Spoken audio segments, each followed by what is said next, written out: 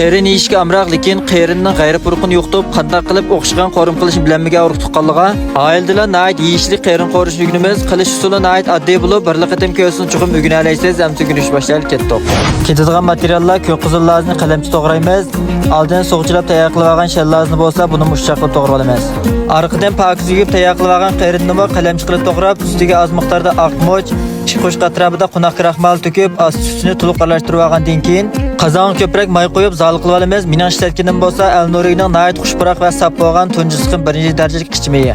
May qiziganda qerini silib, qerin taxminan 90% nalat pishkicha suratdagidek men mushalatni to'xtamay aralashtirib, zal qilib suzib olamiz. Araliq ko'rib misha kelsa, tuqqanlar qo'llash yusidan yurakdan birini bagaj qo'ysanlar rahmat. Qozonga nayt az miqdorda may qo'yib, zanjivil, so'mpiyoz, samsaq, 15 ta atrofida kavavichin va to'g'rab tayyor qilib olgan shellazni silib, buni birdan qorib, bizlik puruqni to'liq chiqarib olgandan keyin zal qilib ilib olgan qerin va oil chanab tayyor qilib olgan lazjanni yarim qo'shib silib, o'tni chuqur qilib to'xtamay 5 sekund atrof to'xtamay aralashtirib qorib, orqadan ko'k qizillarga az miqdorda tuz, oq moch va navad yaqto'saq az miqdorda vejin solamiz. Vejin yaqto'maydiganlar ishlatmasanglar bo'ladi. Mana shu holatda 30 sekund atrof to'xtamay aralashtirib olgandan keyin muvofiq miqdorda achchiq suv quyib, yana bir necha aralashtirib yutiblar taqsigilab iste'mol qilishni boshlasak bo'ldi. Amsa oxirida qo'llash nayt oddiy urug' tuqqanlar haqsiz yurakdan birini besab, piyonlar rayoniga gullarni ko'plab yo'llab qo'ysanglar, meni qaytib olsanglar, buningdan nadir mazmun kunduzinglar bo'ladi. Kelar sani ko'rishaylik, xayr xo'sh.